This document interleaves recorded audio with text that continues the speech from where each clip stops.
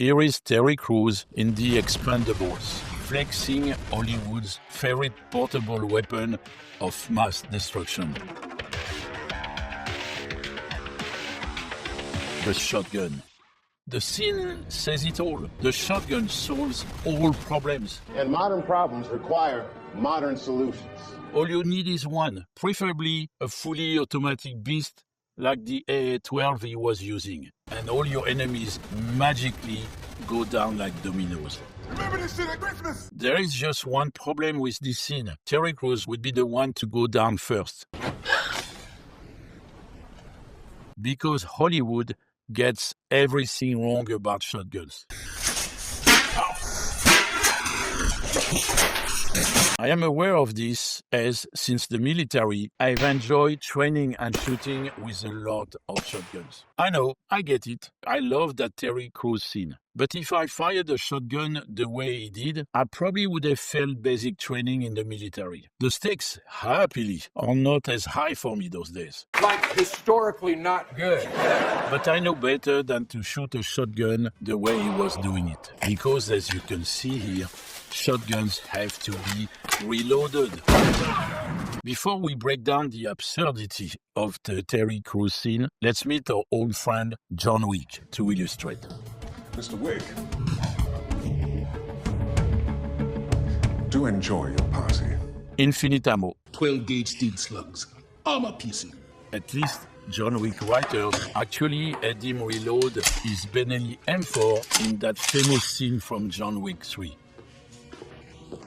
I love my Benelli M4. Something big, bold. May I suggest Benelli M4?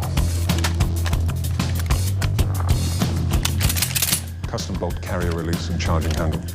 Textured grips should your hands get wet. An Italian classic.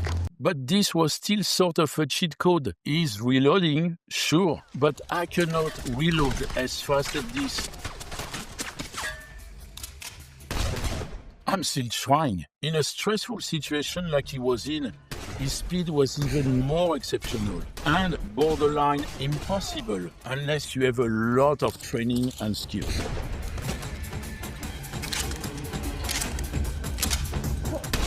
So John Wick might have been reloading, but it was fast enough for him to not worry about running out of ammo in a firefight. He had infinite ammo by the back door. I will still give the scene credit. The Expendables didn't even bother to do that. It just gives Terry Crews infinite ammo, point blank.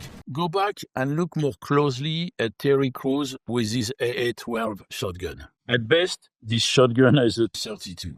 Round magazine, which is way more than the 7+1 rounds in many shotguns. Can you count the amount of times he fired it? I tried. It was way more than 32. My guess is it was at least 50. 100 billion. It's hard to count accurately, but trust me, he shot more than 32 times. Maybe you can say that the cuts away from him to Randy Couture and Stone Cold Steve Austin allowed Terry Crews time to reload. But no, it does not happen that fast. But it sure looked cool.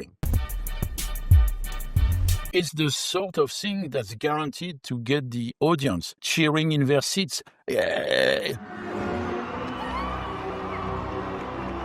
Shotguns are supposed to spend all their time being badass, not worrying about having to reload. So, mission accomplished. We did it!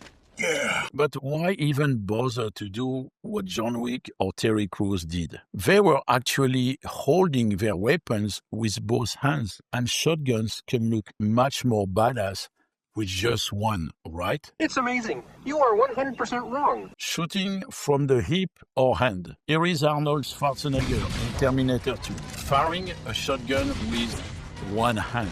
Arnold Schwarzenegger gets to do that, but not because he's Arnold Schwarzenegger, but because he is a Terminator. Do not try that. If you are ever using a shotgun like this, you will probably get hurt badly. Guns don't kill people. The government does. You will probably dislocate or break your arm or shoulder. You will either drop the shotgun, or it will slam back in your face. Ouch, baby.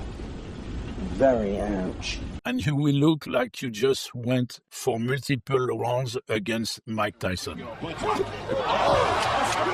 Most of Hollywood shotgun-using characters are not made of metal, so they would just wind up getting hurt by shooting their shotgun with one hand. If you do that, the good news is that the doctors will put metal plates in you. So here you go.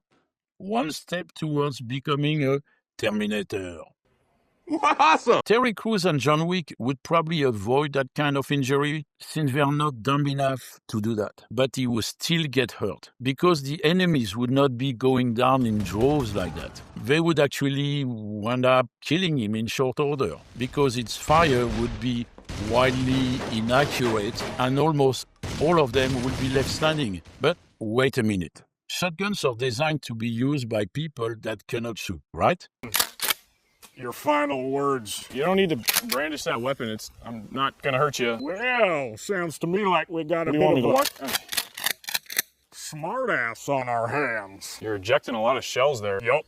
You're not gonna have any left to shoot me. Well, before I tell you the more complicated answer, please consider subscribing. It really helps me doing things like this. And now let's go to the cone of death. Hollywood gives shotguns another cheat code. Aside from Terry Crews, you can find that cheat code activated here. In the movie Heat from 1985, when one of the officers on scene uses his trusty shotgun to shoot out the tires of a car speeding away from the scene. Could he have pulled off a shot like that in real life? Probably not.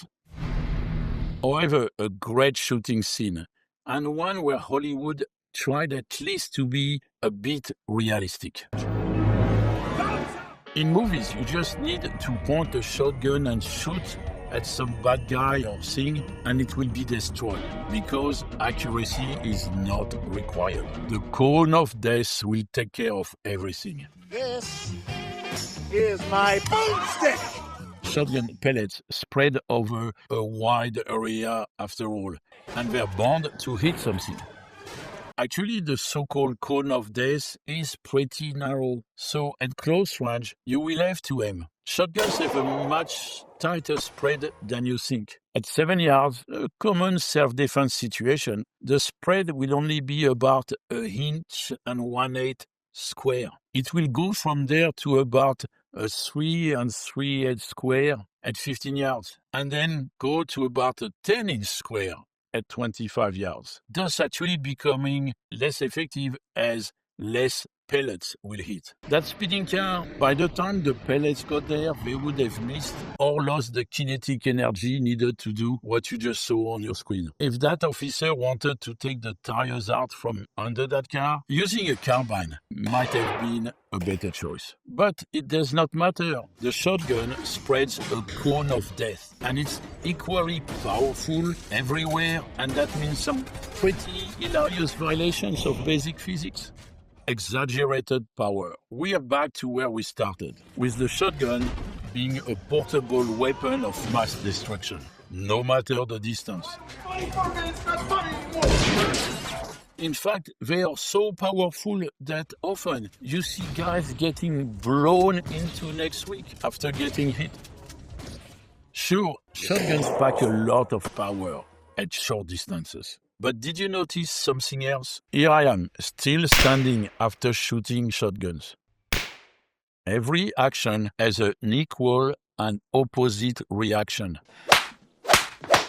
It's Newton's third law of motion, basic physics. If the target shot in this scene were to really fly back like that, the recoil would send the shooter back with the same amount of force. Who would want to carry around a weapon who would do that? It would be more dangerous to you than to the guy you're trying to shoot at. What if this guy had a friend waiting around in this scene? The hero would be shot after getting knocked over. But wait, Newton's third law of motion does not apply to Hollywood heroes. That's what makes them so cool. I just wish it was that generous with me. One stop destruction. Speaking of exaggerated power, there's another power a shotgun does not necessarily have. Let's go back to that scene from John Wick 3. He announces that he needs more firepower. So there's no better choice than his Benelli M4. And well, look at the result. He goes on a rampage. Sometimes his pistol does not work, but the shotgun, it's always one shot, one kill. If it were that way in real life, my fellows in the military probably would have had an easier time. Sure, a shotgun can be a devastating weapon up close.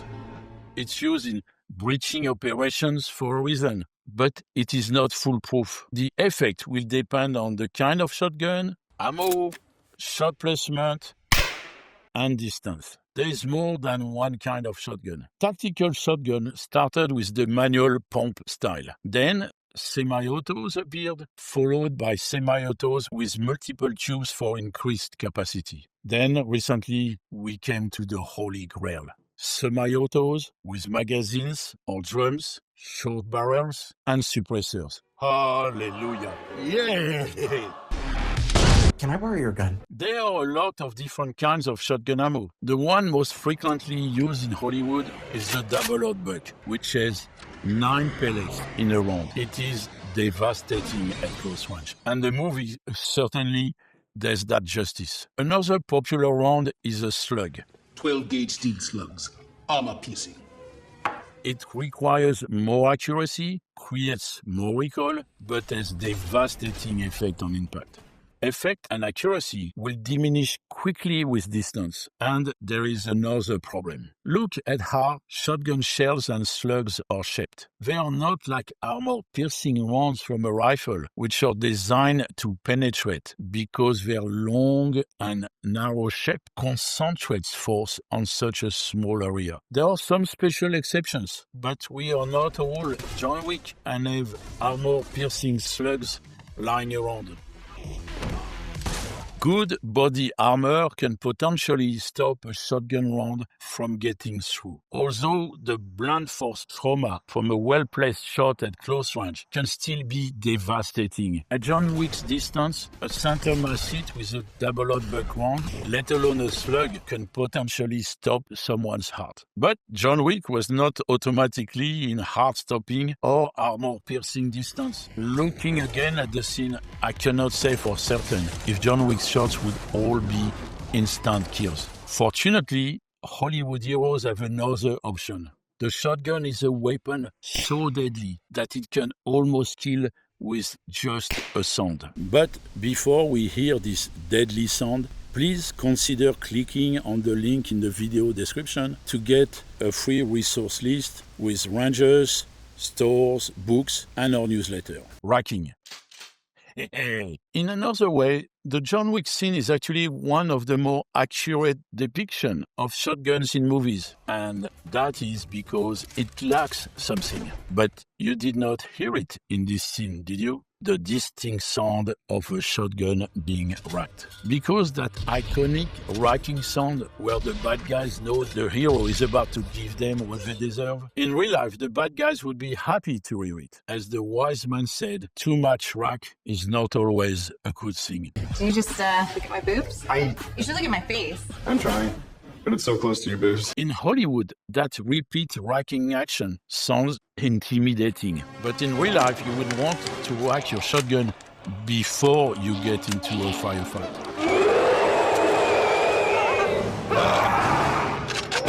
Otherwise, you would probably wind up dead because you would be telling the enemy exactly where you are. We got it! Maybe that is not a problem when you're only up against one guy, but if you're in John Wick's situation, giving yourself away is as good as knocking on death's door.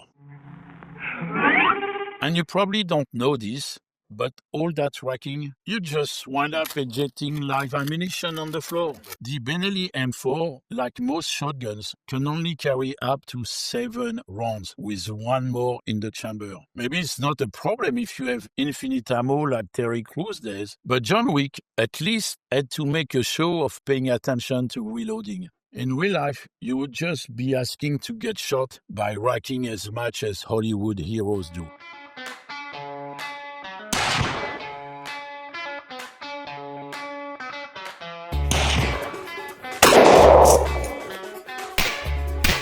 Shotguns are great weapons for home defense or breaching operations, but holding one is not going to make you John Wick. I'm still not. I do not look as good. Yes, you are. And I cannot reload as fast as he can. A shotgun is still, in the end, just a tool. It's useless unless you know where, when, and how to use it. This rule just never applies in Hollywood. I know. Thanks for watching. And have you noticed anything off in a famous shotgun scene that I have not covered? Let me know in the comments. I'll be back.